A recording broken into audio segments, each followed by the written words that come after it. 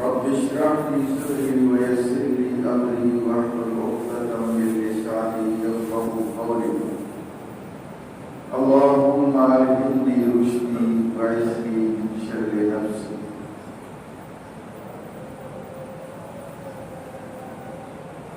قابل احترام حضرات، آج ہماری گفتگو کا عنوان ہے نظریہ پاکستان اور قیام پاکستان.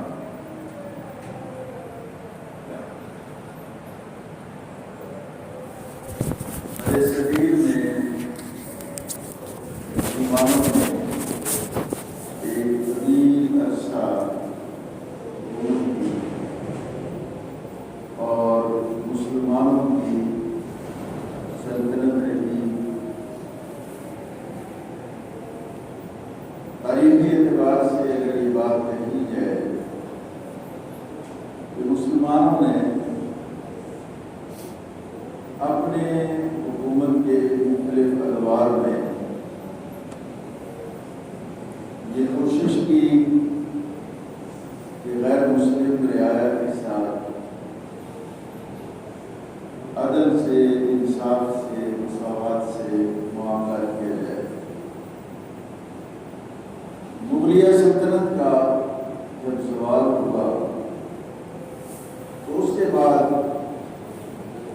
مسلمانوں کا ایک دیرینہ خواب تھا کہ ہندوستان میں ایک اسلامی ریاست وجود میں آئے.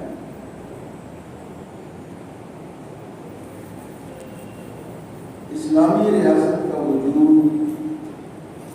متحدہ ہندوستان میں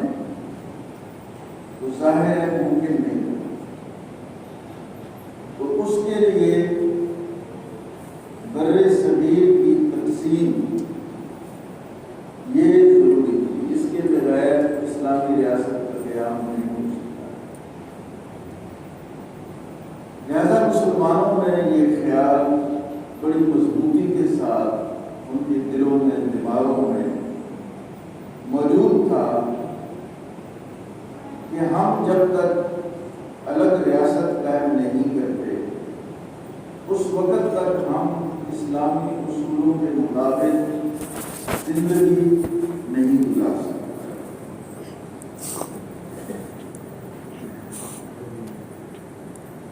برصغیر میں قومیت کا جو تصور ہندوؤں نے دیا یا جو کچھ ان کے ساتھ تعاون کرنے والے مسلمانوں نے دیا وہ یہ تھا کہ برصغیر پاک و ہند کو تقسیم نہیں ہونا چاہیے، بلکہ ایک ہی ملک میں ایک ہی ملک ہونا چاہیے اور اس میں سب کو مل کے رہنا چاہیے. یہ معاملہ ہندوؤں کو تو سود کرتا تھا کیونکہ ان کی اکثریت تھی، لیکن مسلمانوں کو یہ کیفیت کسی طور پر بھی ان کے حق میں نہیں. لہذا یہ خیال مسلمانوں میں بڑا مضبوطی سے جم گیا کہ مسلمان ایک الگ قوم ہے اور مسلمانوں کی قومیت کا جو انحصار ہے، مسلمانوں کی قومیت کی جو بنیاد ہے وہ مذہب ہے. مذہب کی بنیاد پر ہم ایک الگ قوم ہیں اور کسی بھی طرح ہندوؤں کا اور ہمارا اکٹھے رہنا یہ ممکن نہیں ہے. آپ اگر بانیان پاکستان کے بیانات، ان کی تقاریر کو دیکھیں تو وہ اس بات کی شدت سے قائل تھے کہ نظریے کی بنیاد پر، اسلام کی بنیاد پر ایک ریاست ضرور وجود میں آنی چاہیے جس میں مسلمان اپنے دین کے مطابق اپنی معاشرت کو چلا سکے، اپنی معیشت کو چلا سکے، اپنی حکومت دین کی بنیاد پر قائم کر سکیں اور اپنی تعلیم کا دین کی بنیاد بنیادوں پر اہتمام کریں، اپنی تہذیب اور تمدن کو دین کی بنیادوں پر استوار کریں، ایک ایسی ریاست کا وجود میں آنا ضروری ہے۔ لہذا قائد اعظم علیہ الرحمہ کا ایک بیان جو انہوں نے علی گڑھ یونیورسٹی میں طلبہ سے خطاب کرتے ہوئے کہا تھا کہ ہندوستان میں تو پاکستان اسی دن قائم ہو گیا تھا جب پہلا مسلمان ہندوستان کے اندر آیا،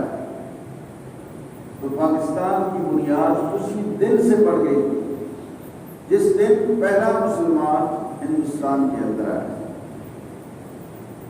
اور مسلمانوں کی جو فکری رہنمائی کرنے والے لیڈر تھے، قائد اعظم تو مسلمانوں کے سیاسی اور انقلابی رہنما، مسلمانوں کی فکری رہنمائی جنہوں نے کی وہ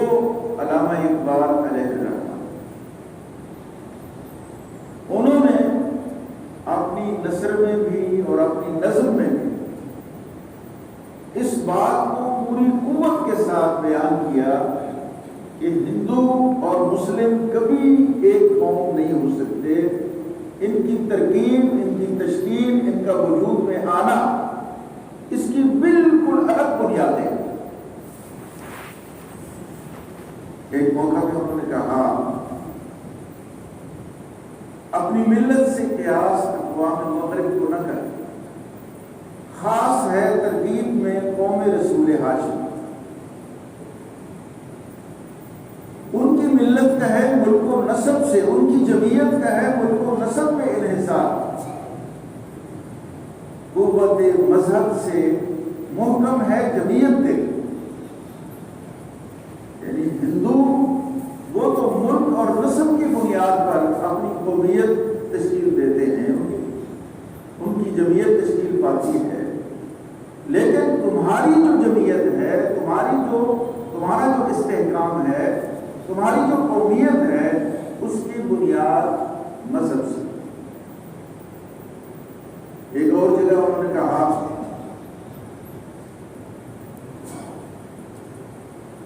کہ مذہب کی بنیاد پر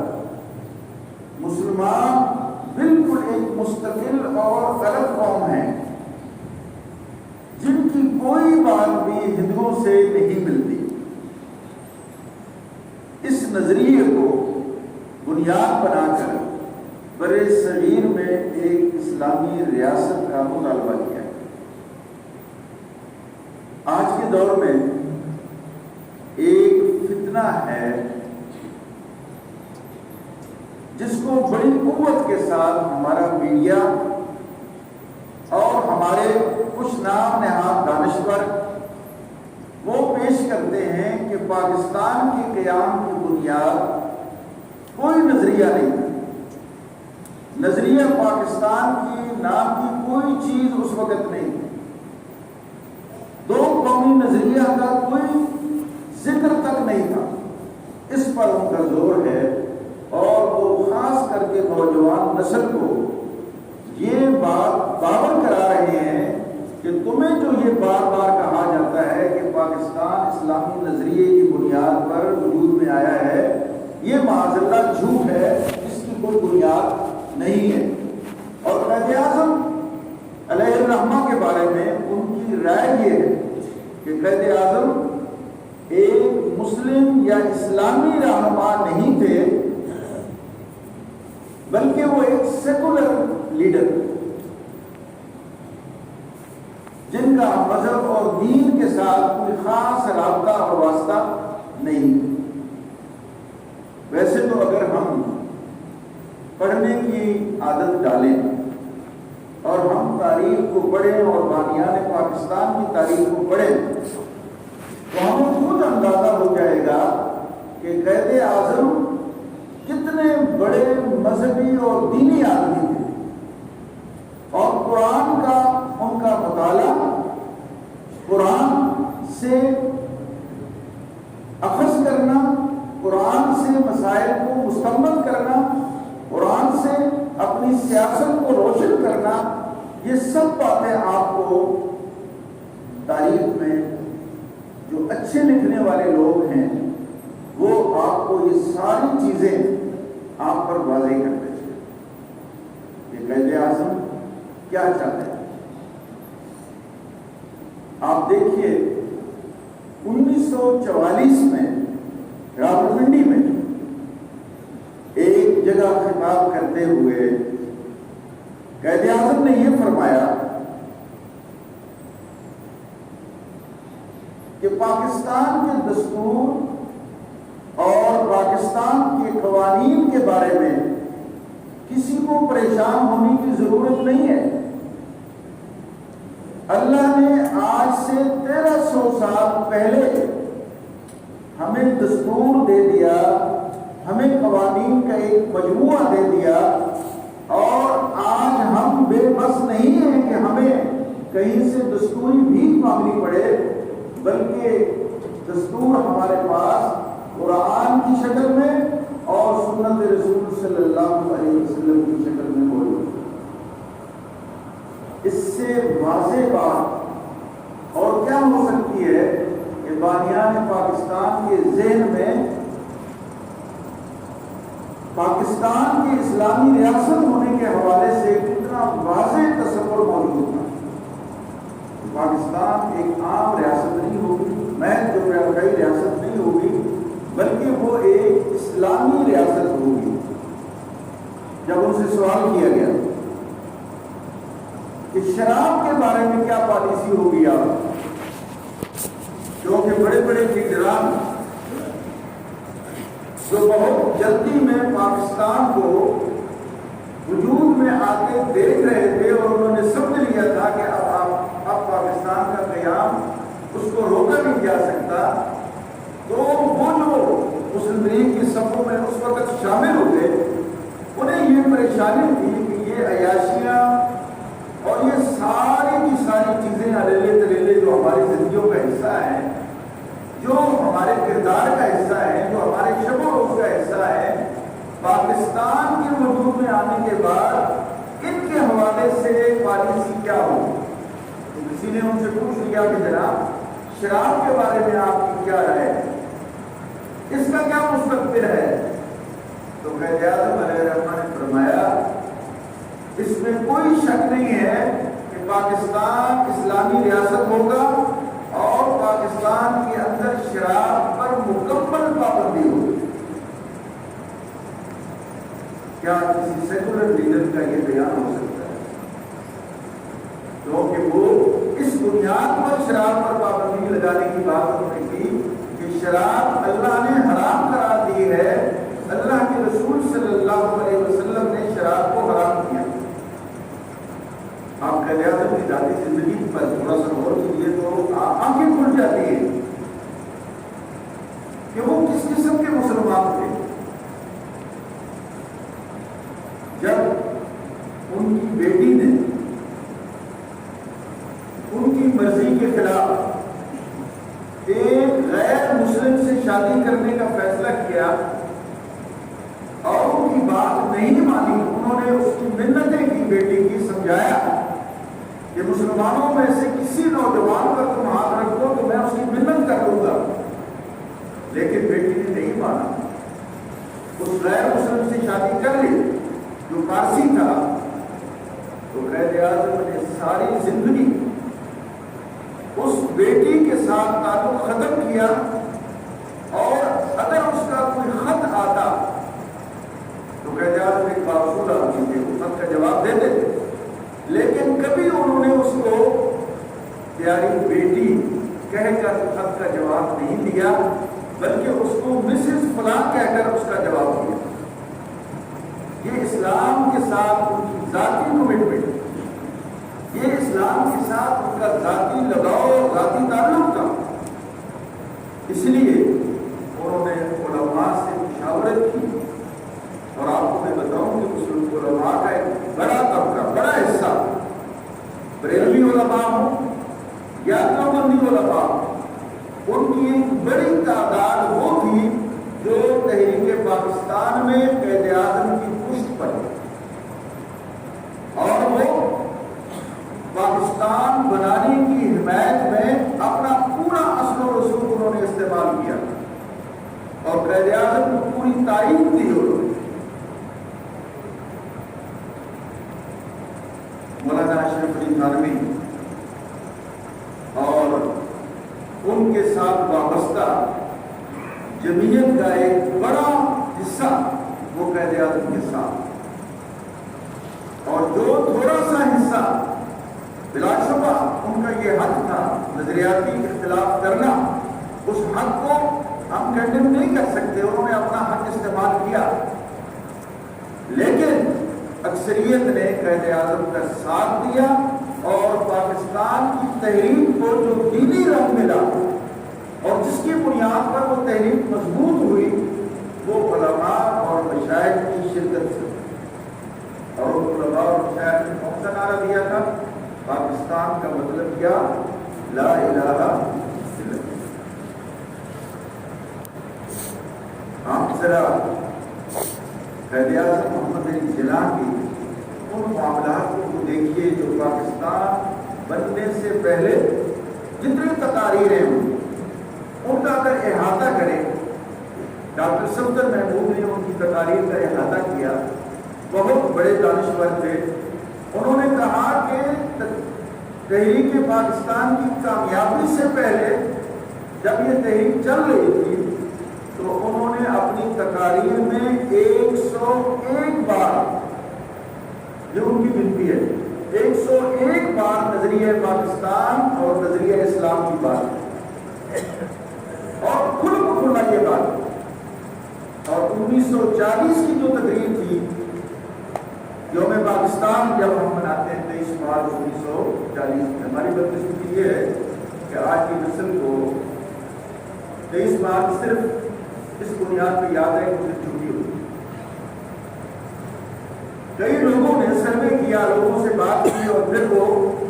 میڈیا پہ بھی آ گئی کہ 23 مارچ کو کیا ہوا تھا، تو اکثریت کو نہیں پتا کہ 23 مارچ کو کیا ہوا۔ ہمارے جو لیڈران اکرام آج منصر شہود پہ ہیں بلا تفریق کسی پارٹی کے، ان میں سے اکثریت کو نہیں پتا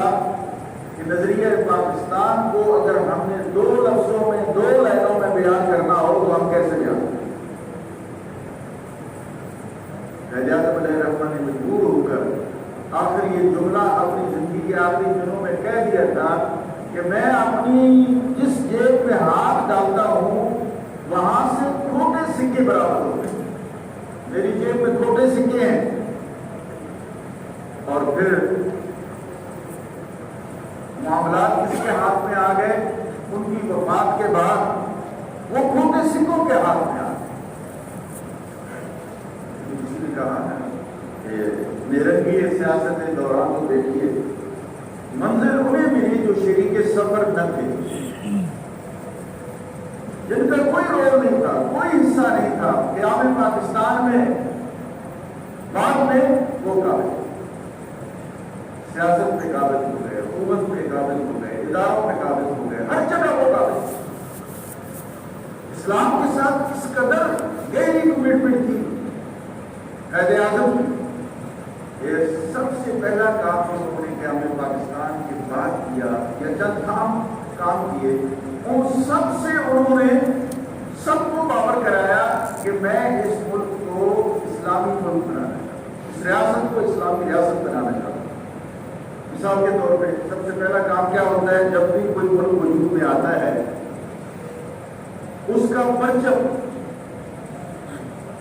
کون اس کی پرچم کشائی کرے۔ یہ کوئی ایسی بات نہیں ہوتی کہ بچپن سے کسی کو اٹھا کے کہہ دیا جائے کہ جاؤ تم پرچم لہرا دو۔ کسی ریاست کی بنیاد جب پڑتی ہے اور پہلی دفعہ جب اس کا پرچم ہوا میں لہراتا ہے تو اس کو کسی پروگرام کے تحت یہ سارا کام کیا جاتا ہے۔ اور قائد اعظم نے اپنی موجودگی کے باوجود سب سے پہلا کام تو یہ کیا کہ اس تقریب کا آغاز تلاوت قرآن سے، قرآن کی تلاوت سے، اور دوسرا کام یہ کیا کہ تحریک پاکستان کے سرگرم لیڈر اور قائد مولانا شبیر احمد عثمانی کو دعوت دی کہ آپ بسم اللہ پڑھ کے اس ملک کے اس حصے میں آپ پرچم کشائی کرتے ہیں. کسی اور کو نہیں کہا، کسی نواب کو، کسی وزیر کو، کسی خان کو، کسی خانزادے کو، جی ایک عالم نہیں، تاکہ لوگوں کو پتہ چل جائے کہ یہ ریاست کس لیے وجود میں آئے. اور مشرقی پاکستان میں مولانا اشرف علی تھانوی کے بھانجے نے پرچم کشائی مولانا ظفر احمد اور تقاریر تلاوت ہوئی. پہلی قانون ساز اسمبلی میں جہاں یہ پروگرام بنایا گیا تھا کہ اسمبلی کا آغاز تلاوت کے بغیر ہوگا، لیکن قائد اعظم علیہ السلام اس کو محسوس کیا اور مولانا شبیر احمد عثمانی کو یہ بات کہی. یہ تاریخ کا حصہ ہے کہ جو ہی اجلاس شروع ہو آپ نے قرآن کی تلاوت شروع کری. انہوں نے قرآن کی تلاوت کی. پھر اس کے بعد پاکستان قائم ہو گیا، سلسلہ چل پڑا. تو اسلامی قوانین کے مطابق ریاست کو ڈھالنے کے لیے قائد اعظم نے ایک محکمہ قائم کیا، باقاعدہ ایک ادارہ قائم کیا جس کی سربراہی علامہ ڈاکٹر اسد نے اس کو بڑے عالم، جدید عالم، جدید علوم کے ماہر، ان کو اس محکمے کی سربراہی دی اور کہا کہ آپ ہماری دستور، قوانین، ان سب کے لیے رہنما اصول متعین کریں اور ریاست کو اس منزل کی طرف لے جائیں جس کے لیے اس ریاست کا وجود عمل میں آئے. لیکن علامہ اسد یہ کام زیادہ عرصہ نہیں کر سکی کیونکہ قائد اعظم کی وفات ہو گئی، اور وفات کے بعد پھر وہی بات جو میں نے پہلے اس شعر کی صورت میں عرض کی تھی، نرنگی سیاست دوران کو دیکھیے کہ منزل ہونے ملی تو شریک سفر نہ. پھر کام ان کے ہاتھ میں آ گیا اور وہ محکمہ ختم کر دیا گیا، بند کر دیا گیا. علامہ اسد اس پہ کام نہیں کر سکتا. ایک اور تاریخی حقیقت میں آپ سے عرض کرتا ہوں کہ قائد اعظم اس ریاست کو اسلامی ریاست بنانے میں کتنے سنجیدہ تھے. مولانا مودودی، اب یہ کسی جماعت کا اپنے کلیم ختم ہو گیا ہے. وہ جماعت کا ہے کہ بس ہمارے لیڈر ہے، وہ ایک یونیورسل لیڈر ہے، ایک یونیورسل رہنما ہے. دین کی خدمت کے حوالے سے ان کا مقام جماعتوں سے بلند ہو گیا ہے. ان کو قائد اعظم نے اسلامی دستور، اسلامی نظام حیات کی وضاحت کے لیے ریڈیو پاکستان سے لیکچر دینے کے لیے مدعو کیا اور انہوں نے وہ لیکچر اسلامی نظام حیات کے حوالے سے دیے. یہ قائد اعظم کی کمٹمنٹ تھی کہ پاکستان کیسی ریاست ہے. آج بھی وہ لیکچر نشری تقریریں اس نام سے آپ کو مارکیٹ میں مل جاتی ہے. وہ کتاب جس میں وہ سارے لیکچر موجود ہیں تاریخی شکل. اب آپ بتائیے کہ قائد اعظم کیا چاہتے ہیں، علامہ اقبال کیا چاہتے ہیں، اور اس ریاست کو وہ کیسا بنانا چاہتے ہیں. آج لوگ ان کی محنت پہ پانی پھیرنا چاہتے ہیں اور ان کو ایک سیکولر رہنما کے طور پر لوگوں کے سامنے لاتے ہیں، جبکہ اس میں کوئی حقیقت نہیں ہے. وہ اسلام کے داعی تھے اور اسلام کے نظام کو اس ملک میں لانا چاہتے ہیں. امریکہ کو جب انہوں نے میسج دیا، اپنا ایک پیغام امریکہ کے لیے نشر کیا، تو اس میں انہوں نے کہا کہ پاکستان کا دستور جمہوری ہوگا جو اسلام کے اصولوں کے مطابق تشکیل دیا جائے. غیر جمہوری نہیں ہوگا، ڈکٹیٹرشپ نہیں ہوگی، آمریت نہیں ہوگی، آمرانہ نظام نہیں ہوگا، جمہوری نظام ہوگا. لیکن وہ تشکیل کیسے پائے گا؟ قرآن و سنت کی روشنی میں وہ تشکیل پائے گا. بیرونی دنیا کو بھی انہوں نے بتا دیا. اور معیشت کیسی ہوگی؟ معیشت کا نظام سوشلزم ہوگا، کمیونزم ہوگا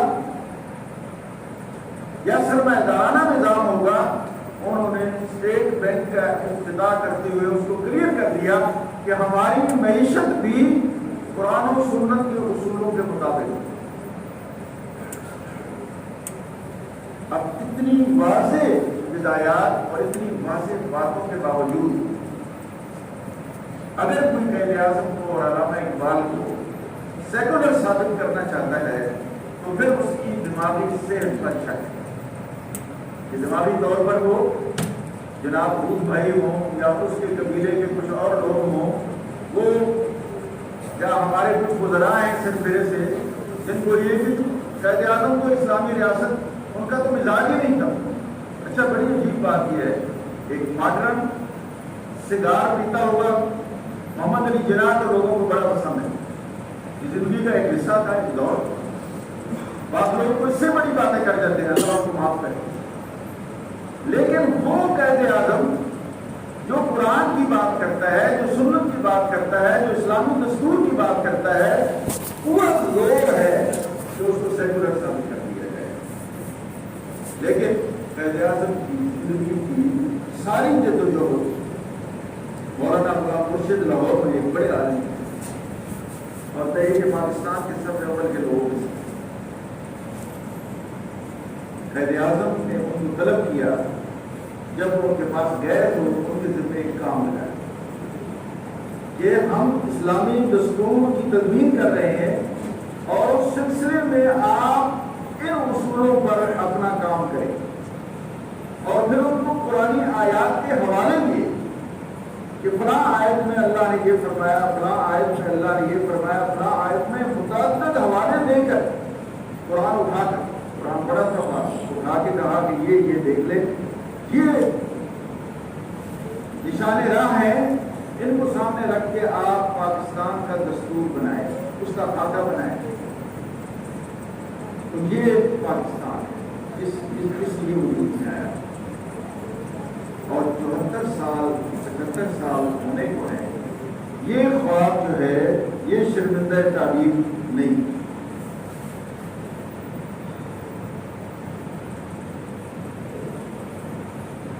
آپ اور میں مقبول ہیں ان شہیدوں کے، دنیا کی بڑی ہجرت، چھوٹی ہجرت نہیں تھی وہ، جو ہندوستان سے لوگ پاکستان آئے، وہ ایک بڑی ہجرت تھی، لاکھوں افراد تھے، اتنی بڑی ہجرت، اس کا قرض ہم کیسے ادا کریں؟ اتنی شہداء جن کی جو لکھی پڑی تعداد ہے وہ 6 لاکھ ہے، اس سے زیادہ ہوں گے، کئی گنا زیادہ ہوں گے، جن کا کوئی نام پتہ نہیں ہے کسی کو، ان شہادتوں کا قرض کیسے ہوتا ہے؟ آج بھی ہم جبکہ سیاسی انتشار عروج پر اور اس انتشار کو بڑھاوا دینے کی کوششیں بہت ہو رہی ہیں۔ میں بغیر کسی تخصیص کے کسی پارٹی کی بات کیے صرف یہ کہنا چاہتا ہوں کہ ہمیں اس انتشار کو ختم کرنا ہے، اس ملک پہ رحم کرنا ہے، اس ملک کے ان لوگوں پہ رحم کرنا چاہیے جو ووٹ دینے کی غلطی کرتے ہیں اور ووٹ دیتے ہوئے غلطی کرتے ہیں، دونوں کا۔ اس پاکستان کو ہم سب مل کر اس منزل کی طرف اس کا رخ موڑیں۔ ہم نے غداری کر کے اس مشن سے جو بانیان پاکستان کا مشن تھا، اس وعدے سے جو ہم نے اللہ سے کیا تھا، اللہ کے رسول صلی اللہ علیہ وسلم کے ساتھ کیا تھا، اس وعدے سے انحراف کی ایک سزا تو ہمیں 1971 میں ملی، اور ہمارا ملک ایک بڑا حصہ کھو بیٹھا، اور آج بھی ملک کے اندر پنجابی کی بات ہو رہی ہے، سندھی کی بات ہو رہی ہے، سرائکی کی بات ہو رہی ہے، پٹھانوں کی بات ہو رہی ہے، مذہبی فرقہ بندیوں کی باتیں ہو رہی ہیں، اور فقہی فرقہ بندیوں کی بنیاد پر پاکستان کو مزید تقسیم کرنے کی بات ہو رہی ہے۔ میں آپ سے صرف یہ گزارش کروں گا کہ جو بھی فرقہ پرست، جو بھی تعصب کرنے والا اور تعصب کی بنیاد پر پاکستان کو کمزور کرنے والا آپ سے ملے، آپ سے بات کرے، اس کو آپ ایسا جواب دیں کہ اس کو سمجھ آ جائے کہ پاکستانی قوم مسلمان اور پاکستانی ہونے پر فخر ہے، ہمیں بلوچی ہونے پہ کوئی فخر نہیں، ہمیں سندھی ہونے پہ کوئی فخر نہیں، ہمیں پنجابی ہونے پہ کوئی فخر نہیں، ہمیں کسی اور بنیاد پہ کوئی فخر نہیں ہے. ہم تمام زبانوں، تمام علاقوں، تمام صوبوں کا احترام کرتے ہوئے اس بات کو یقینی بنانا چاہتے ہیں کہ ہم مسلمان ہیں اولاً اور پھر پاکستانی ہیں. اس کے علاوہ ہمیں اور کوئی تعصب قبول نہیں ہے. اور اسی طرح فرقہ بنانا تعصب بھی ہمارے لیے قابل قبول نہیں. کوئی دیوبندی ہے اسے بھی جینے کا حق ہے، کوئی بریلوی ہے اسے بھی جینے کا حق ہے، کوئی شیعہ ہے اسے بھی جینے کا حق ہے، کوئی حنفی ہے، شافعی ہے، مالکی ہے، حنبلی ہے، سب کو جینے کا حق ہے اور ان کو اپنے مسلک کے مطابق زندہ رہنے کا حق ہے. ہاں وہ بڑی خوبصورت بات مولانا اشرف علی تھانوی کی ہے، اس کو پلے باندھنا چاہیے جس میں انہوں نے کہا تھا کہ اپنے مسلک کو چھوڑو نہیں اور کسی کے مسلک کو چھیڑو. بس اس پالیسی کی بنیاد پر ہم اگر رہیں تو ہمارا وطن بھی مضبوط ہوگا، ہمارے ادارے بھی مضبوط ہوں گے اور ہر ایک ادارے کو اسی بنیاد پر اپنے لوگوں کے کردار کی تربیت اور تشکیل کرنی چاہیے. اللہ ہمیں عمل کی توفیق دے. بات و دعوانا